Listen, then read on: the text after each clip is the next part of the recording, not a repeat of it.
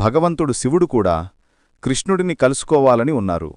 కాని ఆయన ఖాళీ చేతులతో వెళ్లడం సరికాదనుకుని కృష్ణుడికి ఏమి ఇవ్వాలి, ఏది ప్రియమవుతుంది, ఏది సార్థకమవుతుంది, ఏది ఎప్పుడూ ఆయనతో ఉండగలదు అని ఆలోచించారు. అప్పుడు శివుడికి మహర్షి దధీచి గుర్తుకొచ్చారు. దేవతలను రక్షించేందుకు తన ప్రాణాన్నే విడిచిపెట్టి తన అస్థులను ధర్మరక్షణ కోసం దానం చేసిన మహర్షి. వారి హడ్డీలతో విశ్వకర్మ పినాకం, గాండీవం, శారంగం, ఇంద్రుని వజ్రాయం వంటి అనేక దివ్యాస్త్రాలను తయారుచేశారు.